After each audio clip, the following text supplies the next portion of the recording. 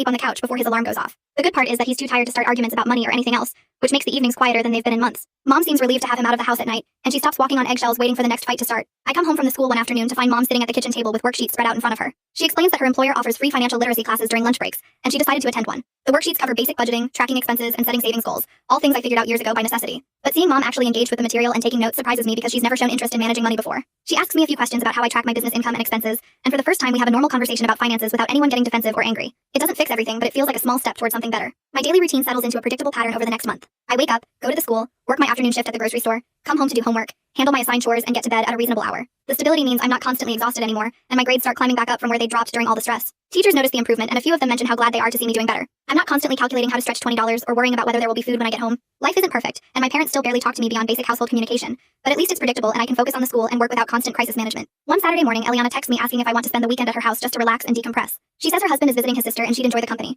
Plus she knows things have been tense at my house. I ask my parents and expect them to make a big deal out of it, but Dad just shrugs and says fine while Mom nods without looking up from her budgeting worksheet. I pack a bag and walk over to Eliana's house that afternoon, feeling lighter with each step away from my own front door. The weekend turns out to be exactly what I needed. Just 2 days of watching movies, helping Eliana with some gardening projects and eating meals without any tension in the air. She doesn't pry about my home situation but makes it clear I'm welcome at her house anytime I need a break. Sunday evening I head back home feeling completely recharged and ready to handle whatever comes next. 3 weeks later, Kathleen shows up for her follow-up visit and sits down with all 3 of us in the living room. She reviews her notes from the first visit and asks specific questions about food access, my school performance, and household expenses. My parents answer politely and show her the unlocked pantry, the stocked fridge, and Mom's budget worksheets. Kathleen seems pleased with the improvements, but reminds everyone that the case stays open for continued monitoring, and she'll be checking in regularly over the next several months. After she leaves, my parents go back to their quiet resentment, but they don't change anything back, apparently understanding that Kathleen wasn't making suggestions. I meet with Missy Gilmore during lunch one day to talk about my plans for junior and senior year. She mentions a dual enrollment program that lets high school students take college classes at the community college, earning both high school and college credit at the same time. The program covers tuition, and there are scholarships available for books and transportation. Missy Gilmore helps me fill out the application right there in her office, and writes a strong recommendation letter highlighting my work ethic and academic improvement. I submit everything before the deadline and try not to get my hopes up too much, but the idea of getting a head start on college while still in high school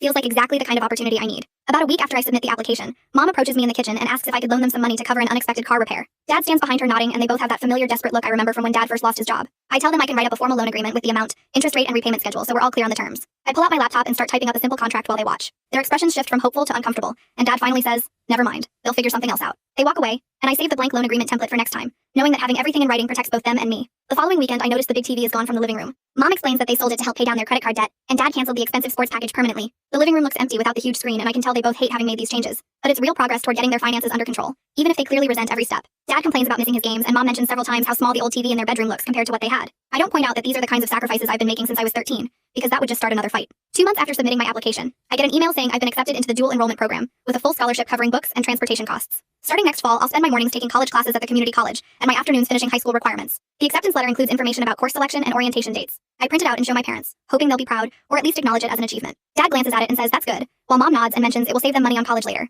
Their reactions sting a little because this is a big deal, and I worked hard to make it happen, but I'm learning not to expect validation from them. A week later, we all sit down at the kitchen table with a printed document that lists everything in clear terms. No rent until I turn 18. My chores include taking out trash on Tuesdays and Thursdays, doing my own laundry, and helping with dinner dishes 3 nights a week. Food access means the pantry and fridge stay unlocked, and I can eat what's available without asking permission. My work income belongs to me, and I'm not expected to contribute to household bills. Mom reads through it twice, and Dad shifts in his chair looking uncomfortable, but he doesn't argue. We all sign at the bottom, and I take a picture with my phone before Mom drives me to the school to give the original to Ms. Gilmore for her files. Mrs. Gilmore looks it over and nods, filing it away in a folder with my name on it. She tells me to contact her immediately if anything changes, or if my parents try to modify the terms without agreement. The next Thursday, we have dinner together at the regular time with baked chicken and rice that Mom made using groceries from the store. Dad talks about a problem at the warehouse with a forklift that broke down. Mom mentions a difficult customer at her retail job who wanted to return something without a receipt. I tell them about a quiz I did well on in history class, and a new client who wants weekly lawn service starting in spring. Nobody yells or brings up money or makes cutting remarks about my clothes or food. It's not warm, and we're not laughing or sharing deep thoughts, but we're sitting together eating a meal and talking about normal everyday things without tension crackling in the air. After dinner, I help load the dishwasher like the agreement says, and then go to my room to finish homework. Looking ahead, I feel something I haven't felt in years, which is cautious hope about my situation. I have adults watching out for me now with Miss Gilmore checking in weekly, and Kathleen doing monthly home visits.